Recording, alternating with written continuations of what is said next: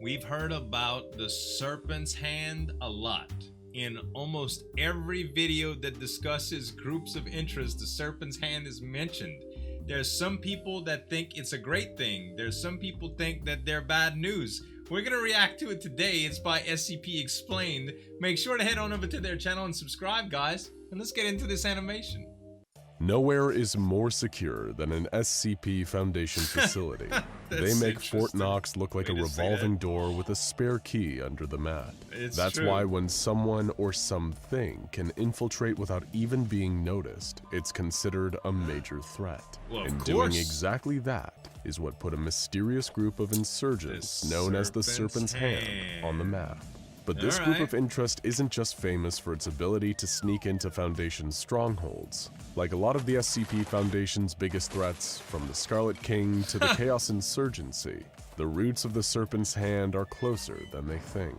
The Foundation's first official brush with the Serpent's Hand came shortly after they contained SCP-268, an Irish tweed wool newsboy cap believed to have been created sometime in the 1800s. The only identifying mark on the cap is a label with the following phrase written in Middle Irish: "The garden is the serpent's place," initially believed to be a reference to the serpent in the biblical Garden of Eden. This Euclid-class SCP is a double-edged sword. It gives the user a useful supernatural ability at a terrifying supernatural cost. Anyone wearing the cap appears so utterly unremarkable that nobody is able to take notice of them. And when they leave a person's general area of awareness, they're quickly forgotten.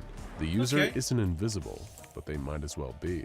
If you're a person whose line of work involves sneaking and subterfuge, or if you're just a major introvert, this sounds like a dream come true. However, like a lot of anomalies, this dream can quickly become a nightmare. If someone wears the cap repeatedly, or for too long at one time, they risk the effects of the cap becoming permanent, even when it's removed. You can become a forgotten person, impossible to notice and remember, even to those closest to you. Why anyone would want such a fate is a mystery, so it came as a surprise to the Foundation when the hat suddenly disappeared from secure containment, replaced by a note reading, "Thanks, I needed my hat back. LS." Who was this mysterious LS? And was the anomaly truly theirs prior to containment? Scientists, security officials, and administrators hoped this would be an isolated incident, but LS was far from done. And even worse for the Foundation, LS was now armed with a perfect anomalous tool to make their next containment breach even smoother. The next incident was known as Security Breach Incident X-23 and was committed against the extremely valuable Site-19, the largest Foundation site there is. Most humiliating of all for the Foundation security team working there, security footage indicated that LS simply strolled into the base without being noticed. SCP-268 was working wonders. This time LS had a new target, SCP-914. An anomalous machine also known as the Clockworks. This machine, originally tested by the famously emotionalist Dr. Charles Gears, has the ability to refine any object placed into its chambers into a greater version of their original selves, often with strange and anomalous results. You can probably see why someone wanting to utilize anomalies for their own gain would take such a keen interest in this one. LS breezed past the guards, inexplicably destroyed the file for SCP-407, a taped song that causes unchecked cellular growth, and made their way towards 914. Unfortunately, a researcher who was working on 914 was murdered by LS during the breach. We have no idea what they did with 914. Perhaps they refined 268 to act as an even more effective stealth tool, without its unpleasant side effects. Maybe they made the daring move of refining themselves. We'll never know. All we do know is that this time, LS left a letter. It was long, rambling, and philosophical, with no incriminating information that could be used to identify the mysterious figure. What's it say? They signed off the letter with, "I leave you with one final truth. The garden is the serpent's place. The divinities of fear and order who come to walk in the cool evening air are only visitors. Do not fail to see the evil hiding in the light, nor the aromatic beauty of the palest flower of darkness. Signed sincerely, LS. LS is a These poet. repeated references to the Serpent clued the Foundation in on the affiliation of this new troublemaker, a growing group of interest named the Serpent's Hand. But really, who are the Serpent's Hand? Yeah. What do they want? What is their connection to other active groups of interest, like the Chaos Insurgency and the Global Occult Coalition? And was this mysterious LS figure the leader of the group, or just another agent? These were all the questions on the minds of the Foundation's best and brightest tactical thinkers, but the answers didn't come easy. During the Serpent's Hand's investigations, the Foundation found an unlikely ally in what is usually one of their biggest opponents, the Global Occult Coalition. The GOC had dealt with the Serpent's Hand before and understood their central philosophy. Whereas the Foundation and the GOC were both committed to acting in secret and maintaining a sense of normality, the Serpent's Hand wanted the exact opposite. They wanted to destroy the secrecy around the anomalous and supernatural and reveal the existence of it all to the general public. While the Foundation and the GOC think this is crazy, the Serpent's Hand aren't just insane architects who want to unleash chaos across the world. In fact, they actually have some pretty interesting points. The Serpent's Hand acknowledges that the supernatural can be dangerous, but much like natural disasters and crime, will the public benefit from not knowing about them?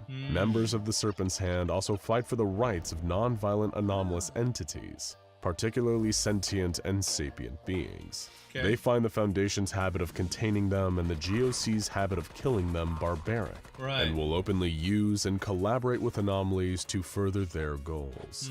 Like how LS is a keen operator of 268 for their infiltration missions. At least 177 individuals belonging to the Serpent's Hand have been identified, many of which who have actively performed raids on Foundation sites across the globe.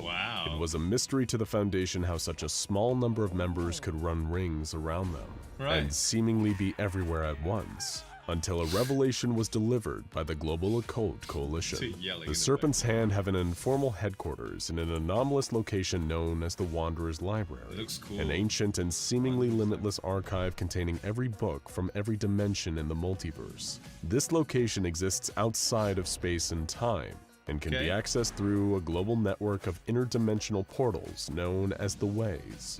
Like a supernatural guerrilla soldier, members of the Serpent's Hand would exit from one of the Ways, raid a Foundation or GOC site, and then escape back into another one of the Ways, using the Wanderer's Library as a safe zone. The library was a convenient way to access and steal from sites worldwide with impunity, increasing their stock of anomalous items and beings each time. While performing raids and stealing anomalies feel like textbook Chaos Insurgency behavior, the Serpent's Hand have an extremely frosty relationship with the Insurgency too, often seeing them as greedy, erratic, and short-sighted. The Serpent's Hand has a series of catchy nicknames for its various foes. It refers to the Foundation as the Jailers, the GOC as the Bookburners, and the Chaos Insurgency as the Madmen.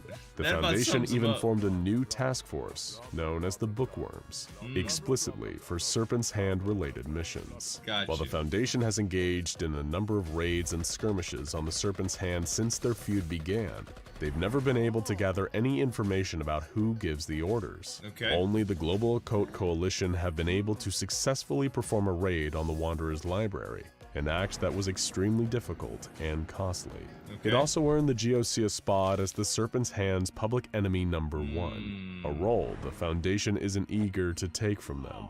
With the unlimited knowledge present in the Wanderer's Library, and the mysterious nature of their command structure, this group manages to be a formidable enemy for the Foundation despite its small size. What the Foundation doesn't know is that there actually is no command structure for the Serpent's Hand. They're a decentralized group of splinter cells and lone wolves acting out a philosophy rather than a specific mission. This way of working is so alien to the highly regimented structures of the Foundation and the GOC, it's no surprise that they're stumped by it.